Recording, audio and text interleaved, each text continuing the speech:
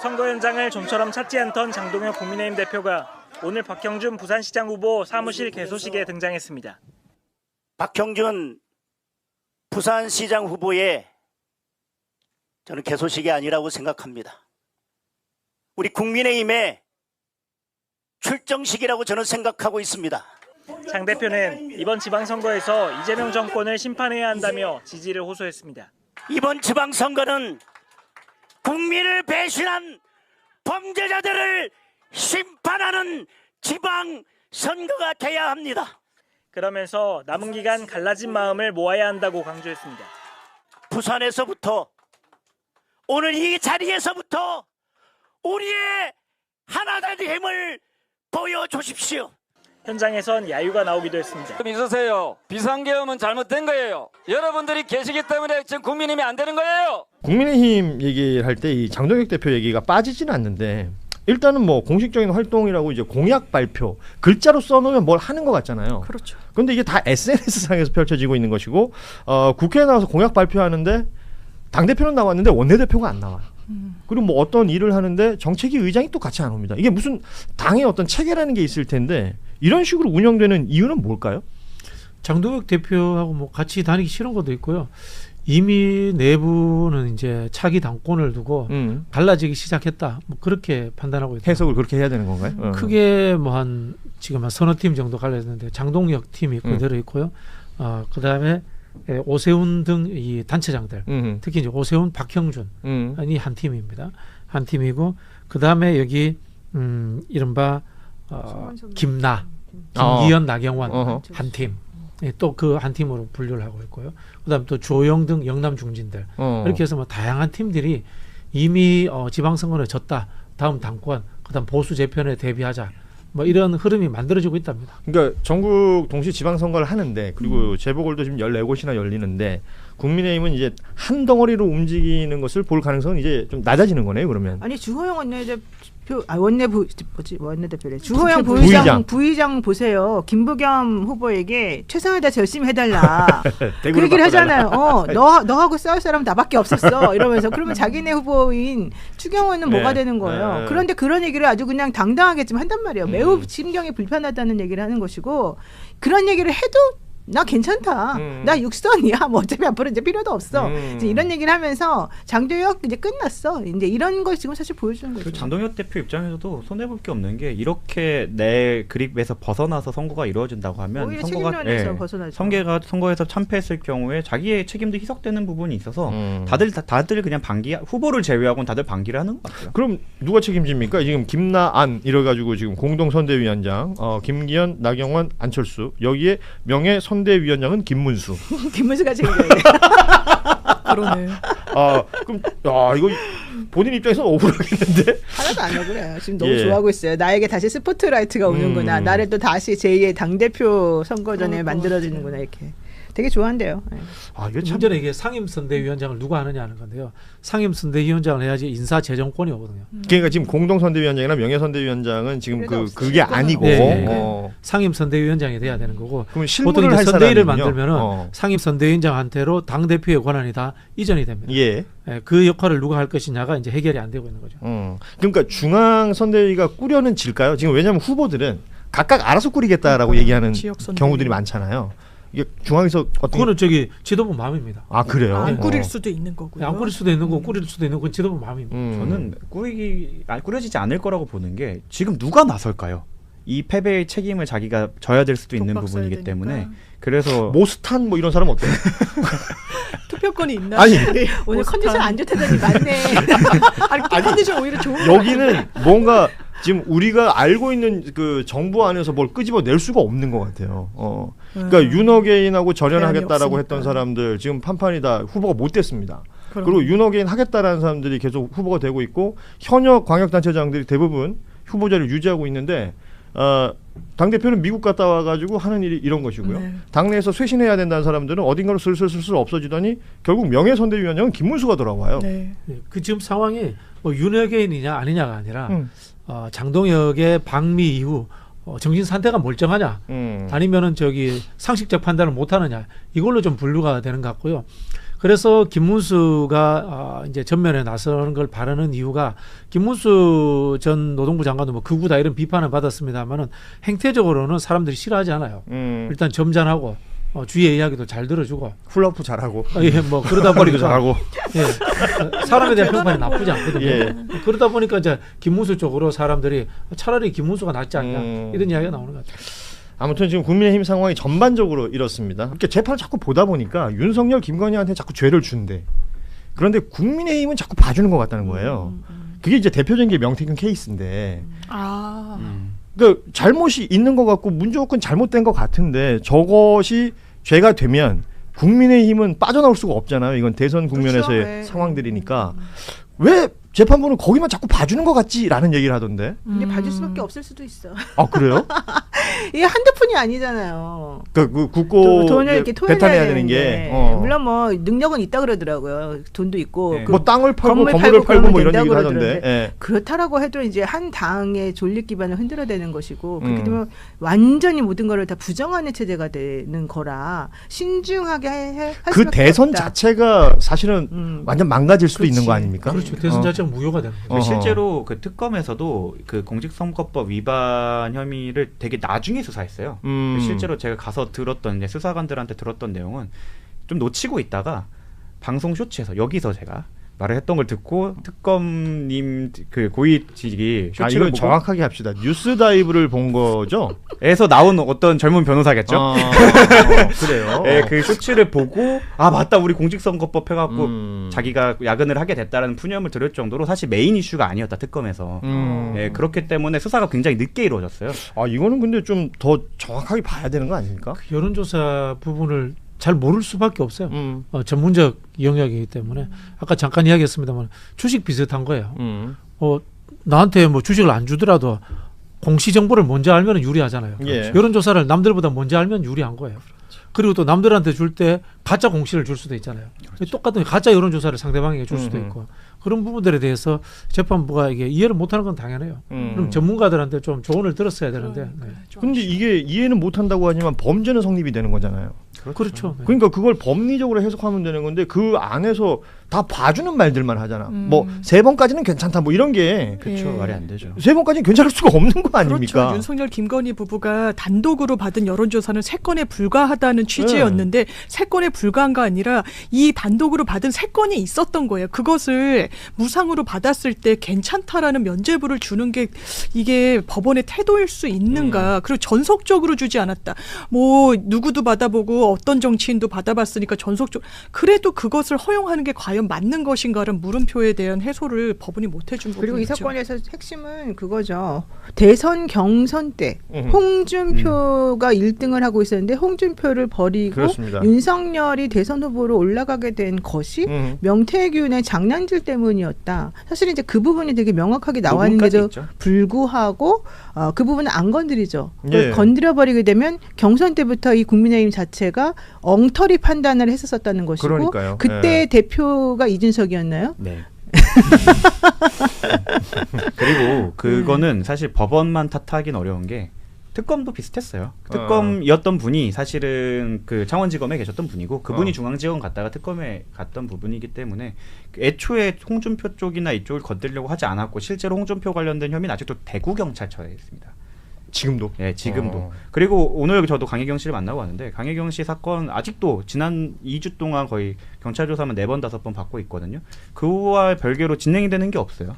아니 저는 무슨 생각까지 하냐면 12월 3일 내란을 일으킨 주요 이유 중에 하나가 아닐까 싶거든요. 그러니까 자신의 정통성이 부정되는 내용이지 않습니까? 그렇죠. 그 전에 뭐 다른 뭐 김건희 관련된 건이나 아니면 이제 뭘 하려고 그러면 자꾸 거부권을 써가지고 또 저쪽에서 계속 그러니까 야당이 발목을 잡는다라고 얘기했던 내용들은 정치적인 내용들인데 그게 아니라 처음부터 이 사람이 대통령이 될 수 없었던 사람인데. 맞아요. 그러니까 지금 대통령을 유지하고 있는 상황에서 다른 방법이 있었겠느냐 따지고 들어가다 보면 이 건 때문에 뒤집어 엎으려고 했던 것 아닌가? 그 생각이 저는 들었었는데 날짜도 굉장히 공교롭죠. 그날이잖아요. 안 그래도 저희 그때 이제 변호인단이 여의도에서 그 회식을 하고 있었던 이유가 그날 이제 구속 기소 된다라는 얘기가 있었기 때문이고 그때 항공권을 뭐 이제 민주당에 제공한 해 만에 이런 얘기가 있었던 날 하필이면 국회의원들이 서울에 있는 그날 한 거거든요. 그래서 그런 의심을 지을 수가 없는데 이거를 마치 말씀하신 것처럼 공산품처럼 그리고 뭐 다른 유형이 있는 것처럼 이렇게 해결하는 것도 말이 안 된다고 생각하고 저는 또 판사님들 관련해서 한 말씀 더 드리면 지방으로 도시잖아요. 원래 4.415에서 뭐 지방 4년, 수도권 4년, 서울 2년 이렇게 있는 게 보통인데 그 지방에 가 있는 동안이나 수도권에 있는 동안 선관위 역할을 하시는 경우가 많아요. 그러니까 그분들이 여론조사를 모른다고 저는 볼 수 없다고 생각해요. 아, 그래요? 물어볼 판사가 많습니다, 주변에. 그런데 이런 결과가 몰라요. 진짜 이 부분은 만약에 이제 윤석열은 상고를 한다고 그러고 그럼 특검도 그럴 수 있는 거 아니에요? 그렇죠. 그러면 대법 가서 형량이 바뀌거나 아니면 지금 나왔던 내용들이 더 바뀔 가능성이 있습니까? 우리가 그동안은 대법은 뭐 법률심이다 이렇게만 우리가 듣고 있어서. 근데 형량은 그러니까 양형만 다투는 건 제한이 돼요. 사형 무기 10년 이상. 그러니까 양형 자체를 다투는 건 안 되고 만약에 무죄를 바꾸게 유죄로 취지로 파기환송되면은 다시 이 아예 파기환송 파기가 심에서 돼야 되는 거군요. 예, 거기서의 형량 조절은 있을 수 있을 텐데 저는 둘 다 윤석열, 김건희 대법원에서 뒤집어질 가능성이 매우 낮다라고 보여져요. 예. 저는 오히려 윤석열, 김건희한테 유리하게 바뀌면 바뀌었지. 이게 뭐 전향적으로 법원이 판단을 바꿔갖고 무죄를 유죄로 이를 대법원에서 한다라는 거는 크게 기대하기 어렵다. 저는 뭐 유리하게 바뀔 것 같지는 않아요. 지금 현재 바꿀 만한 그런 그 법리적으로 문제가 있는 거는 명태균 여론조사 그 부분이고 나머지는 전부 다 인정이 지금 되고 있고 윤석열 거는 다 유죄가 됐어요. 그렇죠. 그 책상 서랍에 넣어뒀던 그거 빼놓고는. 그래서 현실적으로 뭐 더 나빠지거나 더 낮아지거나 이렇게 될 일은 없고 여기서 이제 변화 가능성이 있는 거는 오로지 그 무죄 부분 나왔던 명태균 여론조사 그 부분에 대한 법리 판단 이거라고 생각해요. 부산 북구 갑 굉장히 그 주목받는 재보궐 선거구가 됐고요. 하정우 전 수석이 부산으로 바로 내려가서 구포시장을 갔는데 여기 이제 한동훈 전 대표도 와 있었던 거고 둘이 만났어요. 그리고 굉장히 저는 저 장면이 너무 어색하던데 그 포옹을 해요. 포옹을 하고 서로 덕담을 하는 것 같더니 한동훈 전 대표는 그 SNS에는 또 비판하는 글을 올리고 뭐 이런 장면들이 연출이 되고 있습니다.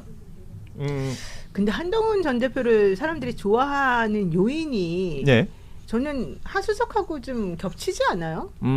예를 들면 한동훈 전 대표를 좋아하는 이 50대의 이쪽 분들이 좋아하는 거는 일단 그 외모적인 거를 많이 따지고 뭐든 그렇다는 얘기가 있거든요. 근데 한동훈 대표하고 사실 하정우 수석이 그런 면에 있어서는 되게 겹치고 오히려 하정우 수석이 더 신선하거든요. 그래서 나는 젊은 피니까 그렇잖아. 그리고 훨씬 또 이제 세련되지 않으면서 약간 보호 본능을 일으켜요. 우리들이 보기에. 그러면은 되게 흐뭇한 마음으로 그리고 되게 표정도 되게 좀 재밌지 않습니까? 저는 그래서 지금 아직 이제 바람이 안 불어서 그런데 바람이 좀 불면 솔직히 어때요 여자 입장에서 중년의 여성 입장에서 저는 아직 중년이 아니라 모르겠네요. 뭐 중년이 아니야. 저는 중년과는 거리가 멉니다. 그 이미지가 비슷하다는 게 굉장히 의미 있는 지적인데요. 그래서 하정우 수석은 한동훈을 만나거나 말을 섞으면 안 돼요. 이거 지금 초반에 하정우 수석이 한동훈 페이스에 말려든 거예요. 지금 저 지역의 핵심은 박민식의 지지율이 버텨줘야 돼요. 그러면 박민식의 지지율이 버텨주려면 어떻게 해야 되나? 하정우는 박민식하고 싸워야 돼요. 박민식하고 만나야 돼요. 박민식하고 화해도 해야 되고 싸우기도 하고 계속 겹쳐야 되고 한동훈은 무시 전략을 써야 돼요. 한동훈이 프레임 안에 못 들어오게 해야지. 그 존재감을 키워줄 필요가 없다. 근데 그 자꾸 프레임에 들어오잖아 한동훈이. 구포시장에도 막 대기한 안 만나줘야죠. 안 만나주고 그러고 국민의힘을 비판해야죠. 국민의힘을 비판해야 되고 박민식을 비판해야 되고 박형준을 비판해야 되고 이게 또 부산시장 선거에도 영향을 미쳐요. 그리고 나머지 지방선거 전체에도. 그러니까 쉽게 말하면 이거예요. 한동훈은 어쨌든 중도 보수예요. 이미지가. 지금 부산의 중도 보수는 윤석열도 싫고 장동혁이 싫어서 투표를 안 할 가능성이 많아요. 근데 한동훈 때문에 투표하러 오는 거야. 투표로 왔어 보니까 박영준 찍을까 전재수 찍을까? 전재수 못 찍는 거야. 그럼 어떻게 해? 원래 투표 안 할 사람들이 와서 박영준 찍는 상황이 벌어질 수 있는 거예요. 지금 우리는 빨리 한동훈을 시야에서 빼야 되고 그렇기 때문에 조중동이 지금 한동훈 중심으로 이슈를 띄우고 있잖아요. 그러니까 모든 기사가 거기서 시작돼요. 지금 굉장히 중요한 얘기 해주신 것 같은데 그 박민식 전 장관은 오히려 오늘 그 이제 하정우 전 수석의 그 악수 논란이 있었잖아요. 악수를 하고 이제 손은 터는 듯한 장면이 포착됐다라는 부분에 있어서 한마디를 했더라고요. 근데 한동훈 전 대표는 10마디를 했어요. 그러니까 나는 기다렸다는 듯이 이제 말이 많고 10마디나 했어요? 막 쏟아내고 있어요. 그러니까 이런데 모르겠어요. 그러면 하정우 전 수석이 애써 무시를 해야 된다라고 보시는 건가요? 그 분위기 안 떠도 돼요. 아하. 그 지역 구도가 3자 구도면은 우리가 이겨요. 네. 그리고 기본적으로 아직까지는 본격적인 선거운동 기간이 아니기 때문에 거대 여당과 야당의 조직력이 뭐 빛날 수 있는 상황은 아니지만 본격적으로 시작되기 시작하면 아무래도 그 새가 없는 한동훈 후보 입장에서는 뭐 한계가 있을 거예요. 그래서 제가 생각했을 때 한동훈 후보의 최고 그 여론조사 지지율은 처음이 아니었을까. 그렇기 때문에 지금 급해서 어떻게든 나를 상대하게 만들려고 누구도 만나고 누구에도 시비 걸고 누구한테도 시비 걸어서 어떻게든 관심을 잃지 않으려고 하는 건데 JYP 말씀한 대로 그냥 모른 척하고 지나간 다음에 나중에 그냥 그 공중전이 아니라 있었어요? 뭐 네, 이런 거? 공중전이 아니라 그냥 시민들한테 직접 침투하는 방식으로 민주당과 국민의힘이 진행을 한다고 하면 당연히 결과는 따라올 거다. 근데 우리는 단일화만 안 시키면 돼요. 그들이 단일화만 안 하면 각자 자기 표를 얻기 위해서 엄청 노력할 거잖아요. 그러면은 끽해봤자 30%를 못 넘어요, 각자. 그렇게 되면 결국 나머지 표를 전부 다 이제 이쪽에서 받을 수가 있어서 중요한 건 한동훈과 박민식이 단일화 못하게 하는 거, 그리고 실제 그들하고 차별화시키는 거, 이제 이런 쪽으로. 그러니까 생각보다 고만고만하게 나와가지고 박민식 장관 안 하겠다라고 얘기를 하긴 하더라고요. 근데 뭐 그건 다 정치인들의 말이니까. 그렇죠. 예. 나중에 봐야 돼요. 시간이 좀 지나면서 또 진행되는 거 봐야 되겠고. 가장 좋은 구도는 하정우 1등, 박민식 2등 이 구도예요. 그러네요. 예. 그건 좀 여쭤보고 싶어요. 하정우 전 수석이 이제 정치는 처음이잖아요. 오창석 그 청년재단 이사장이 부산에서 출마를 해본 사람 아니에요. 그렇죠. 준비를. 그러니까 자기가 선거운동할 때 겪었던, 그러니까 너무 아무것도 아닌 걸로 막 욕을 얻어먹으니까 너무 억울해 죽겠더래요. 화나죠, 그러면. 발목 양말 신었다고 욕 얻어먹었대요. 너무 째낸다. 째낸다가 뭐야? 그러니까 약간 좀 너무 이렇게 좀 멋을 낸다 이런 느낌으로 어르신들이 보는 경우. 네, 이거는 저는 서초동에서도 들었어요. 그걸 째낸다라는 거 말해요? 아니 그래서 저렇게 뭐 악수하고 손 터는 듯한 모습이 찍힌 저런 것들이, 그러니까 본인은 좀 막 악수를 여러 번 저렇게 해본 적이 없을 테니까 손도 저리고 그래서 무의식 중에 나왔겠지만 표심에도 영향을 줍니까?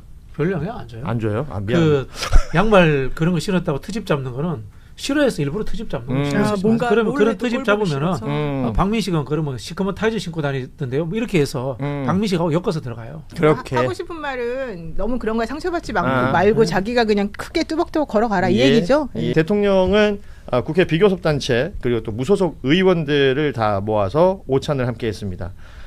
이 자리에서 이 대통령이 참 이게 뼈 있는 얘기를 잘 하는 편인데 외교 안보 등 대외 문제에서 자해적 행위를 하는 경우를 찾기가 쉽지 않은데 우리 안에 그런 요소들이 있는 것 같다. 이런 언급을 했어요. 그러면서 여기 있는 사람들이 그랬다는 건 아니고요. 여기 없는데 야당은 딱 하나밖에 없더라고. 그래서 굉장히 인상적이다라는 생각을 했는데 어떻게 보셨습니까? 정말 일단 국민의힘이 선거를 앞두고 타겟책이 없어요. 대안 세력이 되지 못하고 수권 정당의 면모를 전혀 못 보여주는 걸 안보 이슈를 끌어들여가지고 국익은 뒷전으로 두고 정쟁에 매몰한다는 인상을 대단히 강하게 받습니다. 정동영 통일부 장관에 대한 발언에 대해서도 그렇고요. 그러니까 안보실장이 하지도 않은 말을 과대하게 과장하면서 혼란을 부추기는 것도 그렇고요. 장동혁 대표 미국 갔다 와서 본인의 실정에 대해서는 딱 침묵하면서 꼬투리라도 잡아가지고 이걸 뭐 한미 관계 친중 정부 이래 가면서 대한민국의 안보를 어떻게 보면 미국과의 한미 동맹을 이강계하는 거 이거 국민들이 모를까요? 이거 언제 구태를 언제까지 반복할 건지 좀 묻고 싶습니다. 아니 그러니까 이 얘기에 이제 장동혁 대표 아까 SNS에서 주로 활동한다고 말씀드렸는데 대북 문제 자해 행위라고 하기에 이재명 대통령이 거울 보고 한 이야기인 줄 알았다. 이렇게 또 이렇게 빈정대는 글을 썼어요. 모르겠어요. 이게 본인이 한 행동이 있는데 그건 또 생각을 안 하는 것 같기도 하고. 이거잖아요. 그 쿠팡 이야기잖아요. 그 쿠팡의 이익을 지금 미국 공화당이 도와주고 있잖아요. 그렇죠? 그러면 장동혁 보면 물어보면 돼요. 미국 편이야, 한국 편이야? 지금 정동영 장관이 지금 그 얘기를 한 거죠. 미국 편이야, 한국 편이야? 이야기를 이제 물어보면 되는 거다라는 생각이 들고요. 그래서 한국에 보수가 없다는 거예요. 매국인 거예요.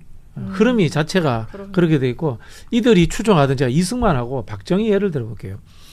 이승만이 반탁 운동을 합니다. 신탁 통치 반대 운동을 하면서 예. 실제로 대통령이 돼요. 그 미국 반대했던 거예요. 두 번째로 6.25가 발발했을 때 메가드한테 전화해가지고 파병 안 해주면은 한국에 있는 미국인들 그냥 두지 않겠어요. 그렇게 해버립니다. 세 번째가 이른바 거제도에 있는 방공포로들을 국제법과 관계없이 미국의 반대도 관계없이 석방해버려요. 한국의 국익과 미국이 국익이 부딪힐 때 한국 국익을 해요. 또 다른 독재자 박정희 핵무기 개발 미국이 반대하는데 했잖아요. 결국 그 뭐 박정희 이승만을 칭찬하려는 게 아니라 최소한의 국익 개념도 없는 사람들이 지금 이 사람들이에요. 그래서 지금 정동영 장관의 발언 중에 인상적인 게 안보 사안에 대해서 숙미가 너무 지나치다. 숙미라는 표현을 썼어요. 숙미, 숭배. 그러니까 이게 외세의 힘을 빌어 자신의 이익을 지금 챙기려고 하는 사람들이 보이는 거 아닙니까? 그렇죠. 이게 뭐 역사 얘기 안 하더라도 이런 느낌을 좋게 받아들이는 국민은 없을 거란 말이에요. 그러니까 저희 뭐 내부에서 장난으로나 아니면은 이렇게 조롱 형식으로 장동혁 대표가 뭐 절대 종신 대표가 됐으면 좋겠다라고 얘기를 하는데 그거의 그래도 한계는 대한민국 국익 안에서 대한민국 정치판 안에서인데 이렇게 대한민국의 이익을 해치는 행동을 하는 순간 그냥 공론장에서 점점 퇴출될 것이다. 시간이 멀지 않았고 그거를 자기네 세계관, 극우 세계관에서는 소구력이 있을지 모르겠지만 국민의힘을 정말 더 벼랑 끝으로 모는 행동이라 생각합니다. 어제 그 비교섭 단체 무소속 의원들이 있었던 그 자리, 그러니까 한 명 한 명 사진을 다 찍던데요, 대통령.